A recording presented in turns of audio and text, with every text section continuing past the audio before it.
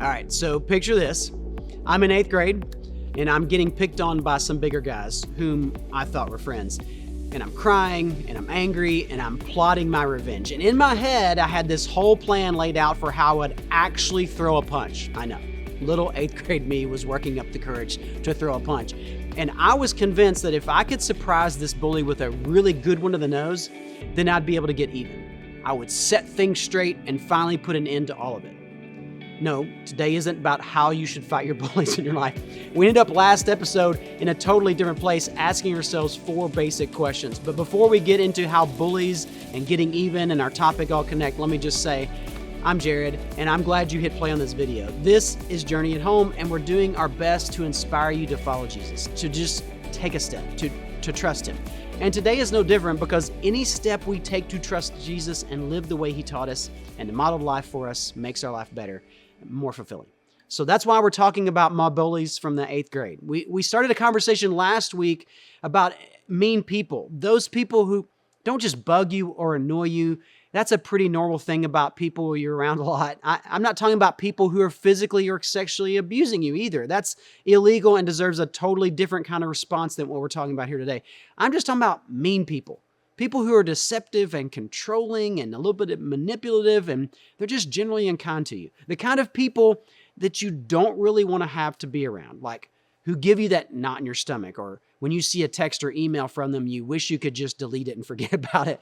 But there were a few important things from last week that helped us see that the way we respond to mean people can sometimes give them a measure of control over our lives. In other words, we often want to be mean people to mean people. We want to return their unkindness with a measure of unkindness back to them. It's pretty difficult to be good to people who aren't good. But then we talked about 4 questions last week as we ended. Let me review those really quickly. 1, do you really want to be even with someone you don't even like? Like with my 8th grade bullies, I just wanted to get even with them. I wanted to hurt them the way they'd hurt me. But here's question number 2. Wouldn't you rather be ahead? In other words, wouldn't it be better to be less like the person who is being mean to you? It's not always intuitive, but you actually pull ahead by choosing not to get even.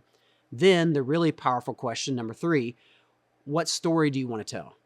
When someday you're telling the story of your response to those bullies or the people who are mean to you, you'll want to tell a good story. You'll want to talk about how you did something unpredictable, something that made you less like those mean people.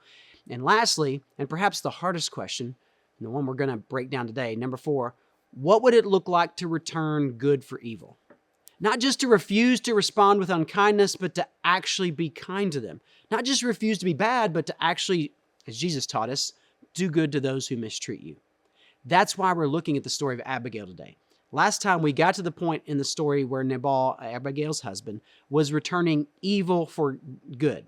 David, the future king of Israel, was a fugitive being chased down by the current King Saul, and David and his band of outlaws had settled down in the wilderness near where Nabal's sheep and goats grazed, and to David's credit, they didn't attempt to steal any of those livestock. In fact, they protected the herd, kept them safe, which only served to really raise Nabal's profits when it came time to cash in on those thousands of sheep and goats, right?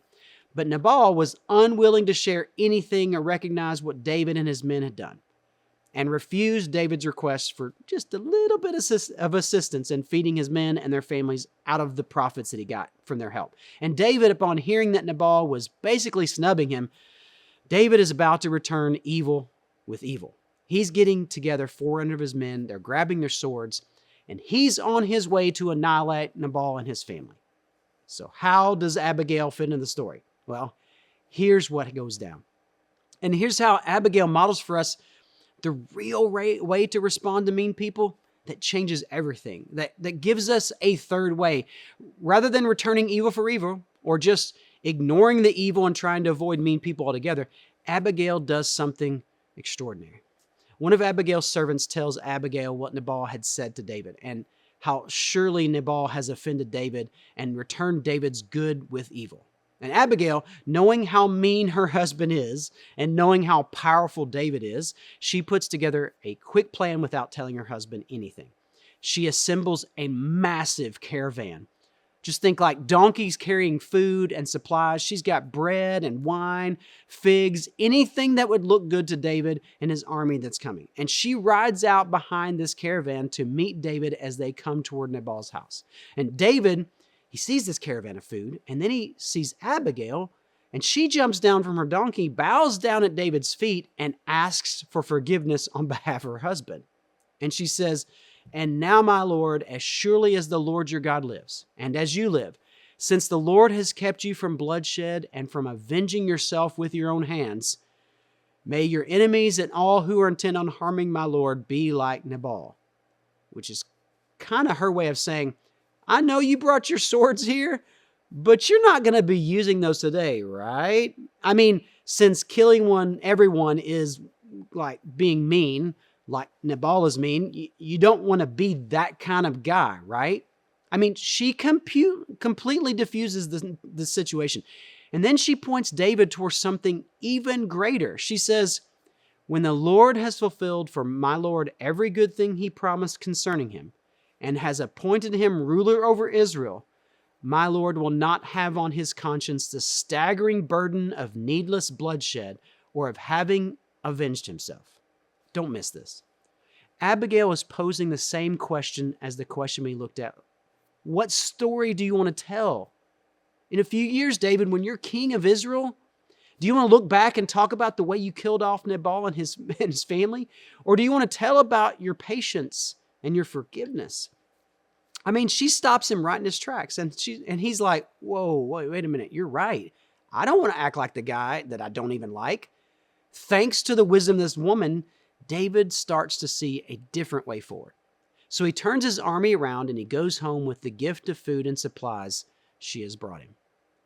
I mean, ever wish you had an Abigail in your life to remind you that the actions you're about to take to get even won't actually be the thing you want most, and that it's not the story you really want to tell with your life? And don't you hope you'll listen to that kind of wisdom when it comes? Abigail gives us all a third option. Return good for evil. Now, why would we do that?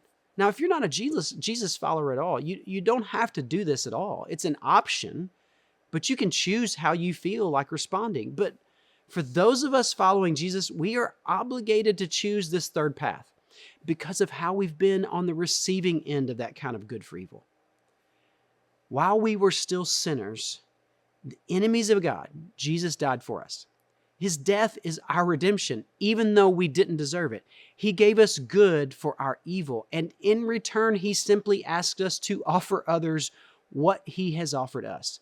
What would it look like to return good for evil? Instead of plotting and pulling your coworkers in to give that mean boss the cold shoulder, maybe celebrate her birthday with cupcakes at lunch. Instead of refusing to show up at the family dinner because your mom keeps favoring your brother, you bring an extra dessert and join your mom in celebrating your brother's recent accomplishment.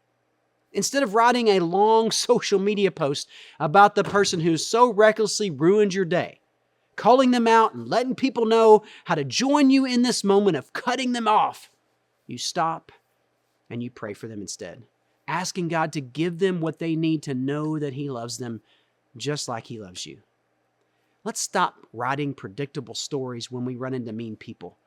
Let's write a remarkable story. The meaner they are, the more loving we can be. Do for them precisely what they don't deserve. It probably won't change them at all, but it will change you, and for the better. It will make you more like a king and your savior. Do you really want to be even with someone you don't even like? Because hurting them back only perpetuates the cycle of meanness. Wouldn't you rather get ahead? Responding with kindness makes you less like the person you don't like. And what story do you really want to tell? When you're looking back on this moment and your response, you want to tell a remarkable story, not a story about how they drove you to be mean. And what would it look like to return good for evil? Because that frees us. Getting even is natural and predictable. Being kind and loving to mean people, that's remarkable. And it will honor your King and Savior who offered you good for